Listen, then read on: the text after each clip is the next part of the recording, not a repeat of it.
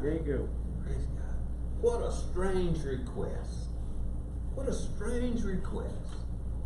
12 men, he's asking to pick up a stone from the river bottom and carry it to the place where you're going to camp tonight. That, my friends, is a strange request. And why on earth should something like that be done? Why would you do something like that? I mean, these poor people have been walking for years, literally years, 40 years to be exact. They've been walking. So nobody feels like carrying a stone from the riverbed to their next campsite. They're just thinking, why can't I go? But you're probably saying to yourself, well, what's the big deal? He's just talking about a little stone, picking up a little stone. And we heard that, the Bible always speaks of a stone's throw, or David reached into his shepherd bag and took out a stone and slayed Goliath. So what kind of a stone are we talking about here? Because those are the stones that will confuse the issue. Because it wouldn't be anything to pick one of those up and carry it. But that's not what Joshua is talking about. Because if we read further down to verse 5, he tells us what kind of stone he's talking about. In that second sentence of verse 5, he says, and take you up, every man of you, a stone up on his shoulder. Take a stone up on your shoulder, according unto the number of the tribes of the children of Israel. So he's talking about a stone that you have to carry on your shoulder. He's talking about a big stone. That's what he's talking about. So why does he want the people to carry a stone to their next campsite? Why is that? Well, when we read verse 8 of chapter 4, it says, and the children of Israel did so as Joshua commanded, and took up 12 stones out of the middle of Jordan, as the Lord spake unto Joshua, according to the number of the tribes of the children of Israel, and carried them over with them unto the place where they lodged, and laid them down there. So they did it. They took these stones on their shoulder and took them to the next campsite, and it says they laid them down there. But it still doesn't tell us why. Why? We go back up to now verse 6, and it says that this may be a sign among you.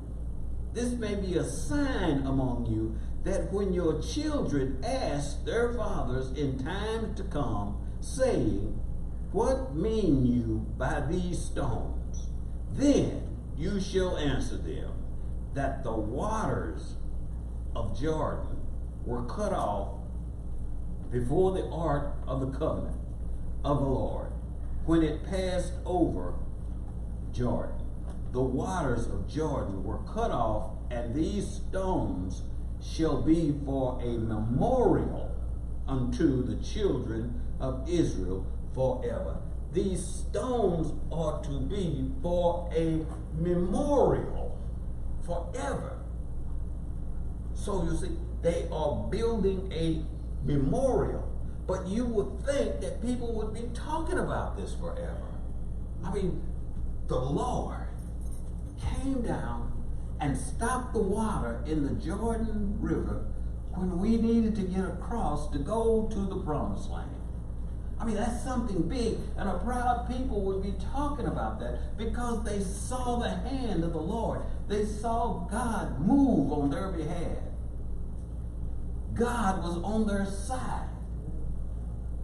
So you think they would be talking about this forever, that they would never forget that, and that would be part of their legacy, how God was with them and how God did all of these things. So you wouldn't think they needed a memorial for that, right? Wrong. They needed it. They needed it. God works on behalf of man. Man partakes of every benefit that God offers.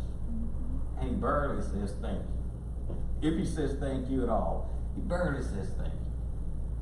And he goes on, and you would think the wonders and the works of God would build his faith, but not so much, because as soon as a tragedy hit, fear and doubt creeps into his mind, and he forgets what God has done.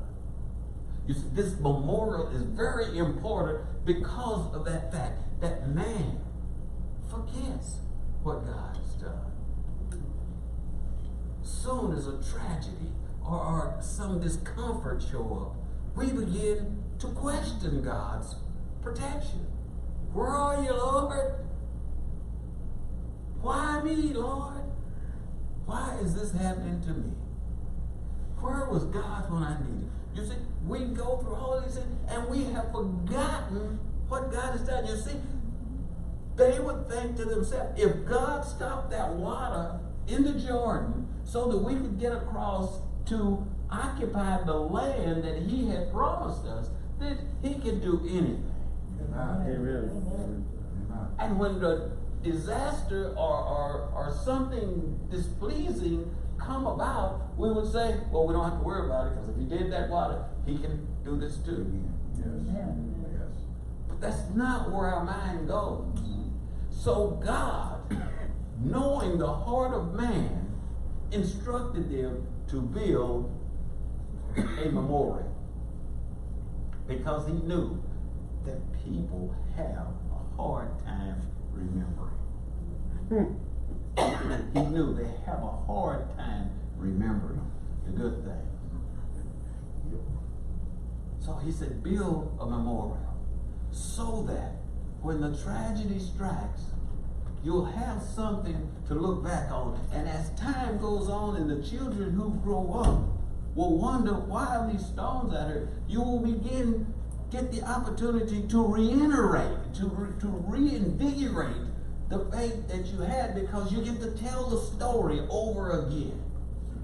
And again, we find ourselves saying, that shouldn't be a problem, because man, if God did all of that stuff for me, I would never forget that. But you have to understand that the blessing that God provided for those folks is the same blessing that God provides for you every day. Amen. Thank you, Jesus. So he says, build a memorial, because this is a big thing. You've been out here walking for 40 years. Why have you walked for 40 years? Because your fathers forgot. And I don't want you to do that. Your fathers forgot. See, if you go back to Numbers, the book of Numbers, and read chapter 13, you will find that when Moses led the children out of Egypt and they got to the promised land, God said to Moses, send in 12 men, one man from every tribe, to scout out the land, to take a survey, to do some research and planning. And not just any man from any tribe, but a leader of the tribe, a decision maker, a person who can look at something and make a decision on whether or not this will be good or whether or not this will be bad for his people. So don't just send a person from the tribe, send one of the rulers of the tribe so that he can go in and spy out the land. Because we need to know about the people that's in the land, whether they're strong or whether they're weak. We need to know whether the land is fertile or whether it's barren. We need to know what kind of houses they live in, tents or mansions. We need to know where the crops grow the best. Where is the hill country? Is there trees? Is there just desert, flat land? All of these things that we need to know about this land, because none of them had ever been there.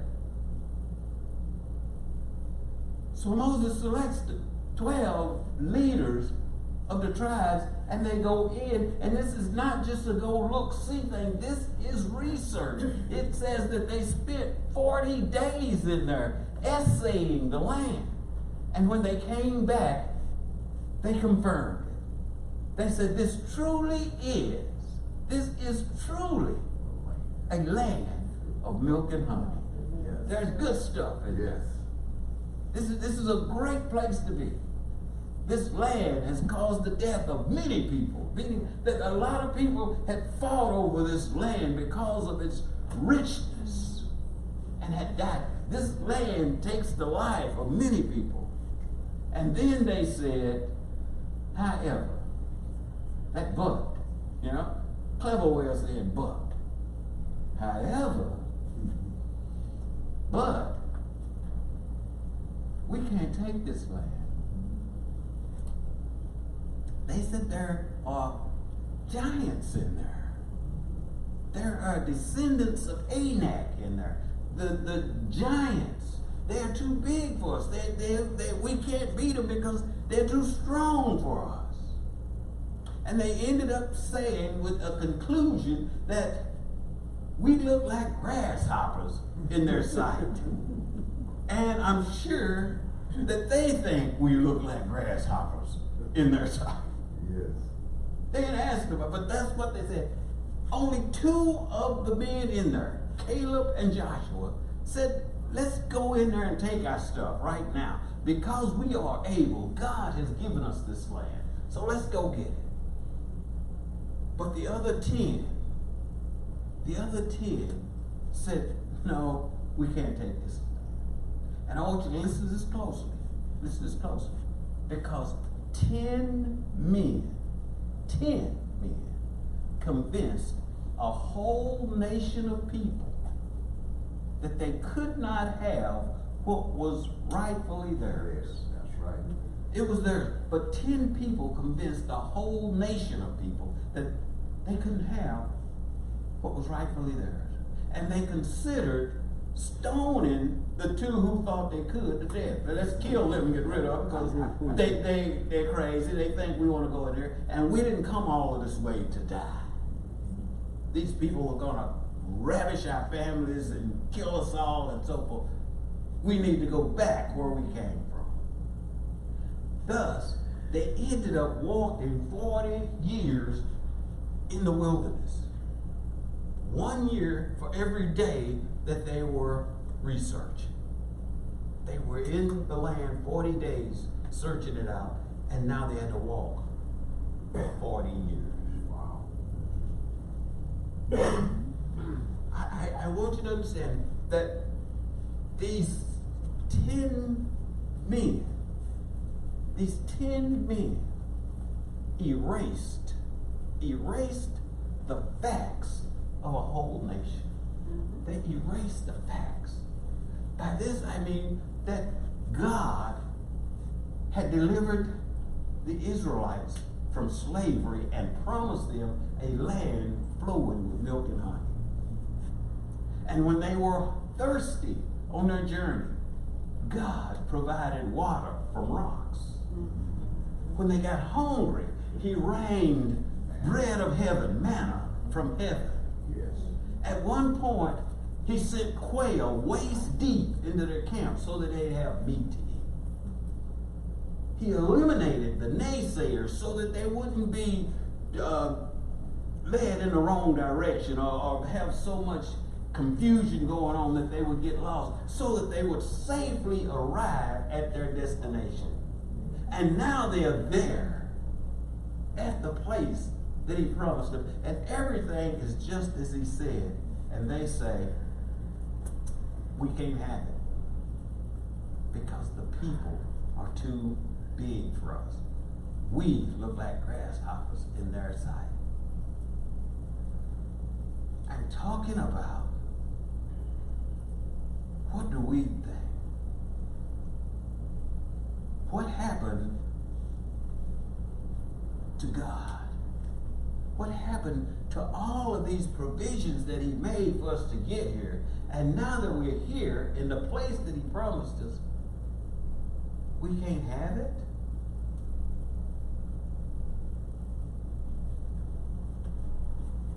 The history of a nation based upon the fear of 10 men that God had to cause them to walk for 40 years in the wilderness so that they wouldn't be available to discourage this new group of people who he has said make a memorial so that this will not repeat itself again. And this, I ask this morning, are we stacking our stones? Are we stacking our stones? Are we remembering our blessing? Are we remembering everything that God has done for us so when tragedy faces us that we don't forget where we come from? We don't forget who brought us to where we are. Because you see, we wouldn't be here if not for the love and the provisions of God. Nobody in this room got up this morning on their own. It was a gift of God. Amen. To get you up and get you started. God knew that we would hear many bad reports. We would see broken lives and broken things all around us. That we would encounter danger sometimes on every side. So this is why he gives us this warning to stack your stones so that you can remember from where you came and remember how you got here. So when tragedy strikes, you will know whose you are and where you belong. God promised them a land flowing with milk and honey. They referred to it throughout the scriptures as the promised land. And God made every provision for them to get to the promised land. And then once they got there, there was something for them to do. This is where it gets sticky. There is something for us to do. Oh, we might get hurt. Wait a minute. This is too tough for us. And God, if you've given this to me, why do I have to go in and take it? When it becomes something for us to do, then our whole perspective changes from what we were thinking when we left to go get this. God has given us all of the provisions. He's given us all that we need to accomplish what we set out to do. So once we get to the place to do it, then ours is to step into it with the knowledge that he is with us. Because you see, without him we wouldn't have been able to get here. So without him we're not going to be able to accomplish the mission anyway. So it is all his. We're just the tools. We're just the vessels. We're just the things that he has provided for to get where he needs us to go to do what he needs done. It is not about us. It is God's divine plan. Amen. It's God's divine plan. So either we're in or we're out. But we need to know that before we leave. You see, these people kept saying, well, we should have stayed where we were. Well, now let's go back, because at least there we knew what we were doing. We knew what we had. We knew. But we left on a premise of getting something new, something that we want, something that was good for us. And if it hadn't have been good for us, God never would have promised it to us in the first place. Amen. Yeah. So we have to make that decision. And that song just touched my heart, because I didn't tell her to play it, but it fit what I wanted to talk about. Are you his? God's chosen people. They were his people. That's right. Therefore, when their backs was against the Red Sea and the Egyptian army was coming for them, God opened the Red Sea and made a way for them to escape. And then the Red Sea swallowed up the whole Egyptian army. Chariots, horses, men, and all. Swallowed them up. So now they can march towards that promised land without any fear of being recaptured or having to worry about that. They can go now with clear minds because there's nobody chasing. Amen. What happened to that excitement of being free? We have been delivered from bondage, and now we're free of that army chasing us. All we have to do now is go and live. But now, if I gotta walk up there and get it, no, and there's somebody already there. Well, we knew that when we left there, that there were people there. That would be a minor obstacle, because if God can wipe out the whole Egyptian army, who was probably the most powerful nation in the world at that time, these people didn't have a chance That's right. against God's people. But we forgot from where we came. We forgot that God was on our side. Amen. We forgot that God was moving on our behalf. Yes. We forgot that God had showed us his hand. Yes. Are we stacking our stones?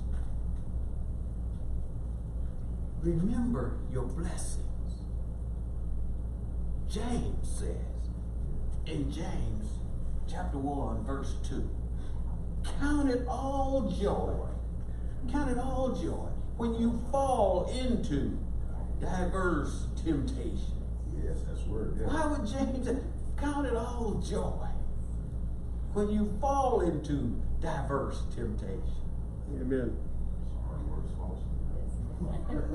You don't have to worry about a thing, so you can be happy as you go down, because he'll catch you when you fall. Amen. Amen. And the joy is the strength of the Lord, so you can be happy because you know the outcome. Amen. There's nothing to be afraid of. Amen. He has brought you this far. Right. I'm talking to us today because Jesus has brought us this far. Jesus died so that we might live. He died so that we would be here this far. Thank you, Lord. Praise God. Thank you, Yes. Father. So if he brought us here, what do we have to fear? Amen. Who can overpower Jesus? Because he gave us another promise, folks, in good Lord, where do you do? John. In John 16:33, he said, this is what he said: in this world, you are going to have trouble. But be of good cheer, because I have overcome the world. Anything in this world that is trouble for you, I can beat it. I have already overcome it. Amen. I have won the battle already, so you don't even have to worry about it. Amen. In this world, you're going to have trouble. Yes. But you can be of good cheer. I got trouble, but it don't mean nothing to me. He's going to fix it, because I have overcome the world. Anything that comes against you in this world, he's already overcome it. Amen. So when you have financial difficulties, you can smile at it and say, hey, so what you gonna do?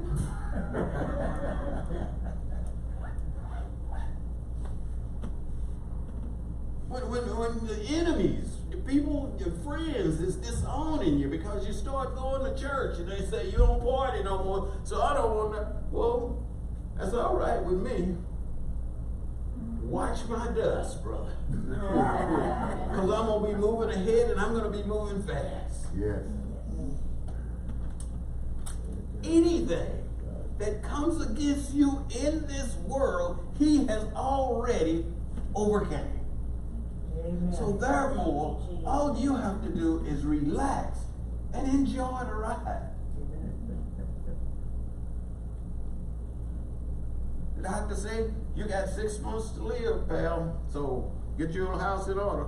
It's all right, doc. He's got it. Amen. If that's the right time, then guess what? Time. I'm going to be celebrating in 6 months. Amen. But if it's not the right time, doc, I'm going to come back and you can just give me your resignation because I'm going to be looking for somebody else. you give me a bad report. Yes. That negative report, I can't handle those negative reports. Amen. But I know who can. I know who can. He gave us this warning because he knew that we would get negative reports. But we have to grin and bear. We have to look at them as part of the world. We are in the world, but not of the world. And if you are a friend of the world, then you are an enemy to God. See, this is stuff that we don't stop to think about. You see, we're at the promised land, but we forgot how we got it. We forgot that he told us that. Amen. And now that we're here, oh man, I don't know what to do. You don't have to do much of anything. Rely on him. He's going to do the heavy lifting. Yes. Amen. He's going to do the heavy lifting. So stack your stones. Stack your stones so that you can remember your blessing. Remember where you come from. Remember what God has done in the past. Each and every one of us has something that has gone wrong in our life that we have overcome. Amen. So when the next obstacle show up, think of the one you just beat. Amen. Yeah. Think of the one you just beat. Oh, well, I've had worse than this. So let's see what happens this time. Come on, God, let me see. I know you're going to do it in a way that I wasn't thinking about. I think I know how, but I bet you're going to do something different. You always do. But I just want to see. That's the attitude that we must take as his. And I'm going to leave you with this. I'm going to leave you with this. Those of us who have children, remember our children when they were little ones. They didn't care about nothing. Especially when they were in the infant stage. Do you think they had a problem with it? The only problems that they had is the same problem that we have now. And that is that we don't do for them faster than we do. When they get home and cry, we just don't get it there fast enough. That's the only thing that gave them trouble is our slowness. And that's what gives us trouble, that God doesn't do things for us as fast as we want him to. That's right. He will get them done, but in his time. Yes. So when we cared for our little babies, we got it done, but by the time we got there, they were already agitated and upset. They wanted that dirty diaper off of them now. Right now. You know, but we had to go get the clean one, then get the powder ready, then get this, and they want that off now.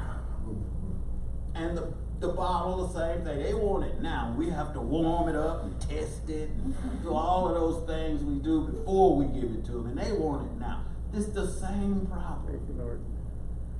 Everything's the same. So in our adult state, if we remember that state, then we can understand God's going to take care of it, but I just have to have patience. I know he's going to fix it, but I just have to have a little patience. Yes. So, God, give me something else to think about so I ain't burning up my carpet. Where is God? When is he going to get that done? Give us patience. That's all we ask for. It's some patience. And don't ask for it too much, because if he gives it to you like he's been giving it to me, boy. No, I want to learn patience, okay? But that's where we place ourselves, as that infant. Because you see, the correlation is that the infant can't do it The infant can't get up and go to the refrigerator and get what he wants. He can't fix it.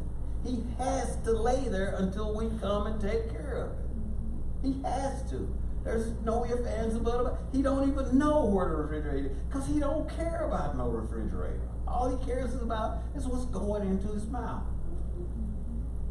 So you see, we can't afford to care. Cast your cares upon him because he cares for you. You can't afford to care because, you see, there is nothing that you can do about it on your own. It has to come through him. I'm trying to get you to look at that infant again. He can't do it. And he can't change his own diaper. He don't even know how to wash. He don't even care that they have to be washed. All he wants is a clean one. But he can't do nothing about it. So you see, you can't do anything about your situation until he moves in and takes care of it. So don't worry about it. Don't get upset over it. Just wait. It will be done. It will be done. So put yourself in that infant's situation and cast your cares upon the Lord. Because he brought you this far, and he's not going to leave you now.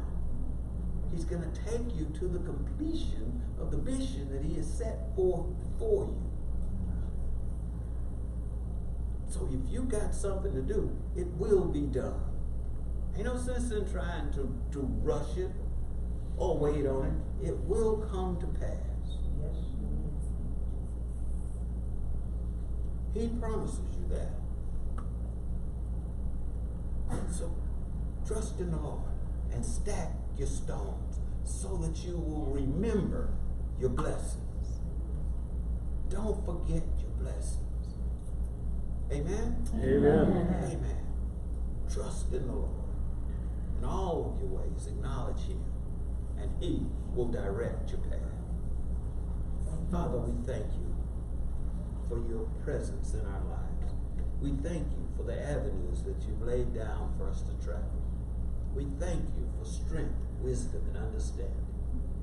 We ask, Father, in the name of Jesus, to give us what we need, Father, to do what you want us to do. We know that you've already provided for us, but help us, Father, to just wait on you. As your word says, be still and know that you are God, that we might wait on you. We thank you again for this opportunity to come together with people with like minds, to study your word, and to give you the praise, glory, and honor that is due, Father, even though we can't do it enough. We ask in the name of Jesus to go before us and behind us, keep our feet on that narrow path of righteousness, guiding us in the way that we should go. But strengthen us, Father, that we might complete the journey. We thank you again for your love, patience, and understanding. And we ask in the name of Jesus to bless us so that we might be a blessing to others. In your Son's holy name, amen. Amen.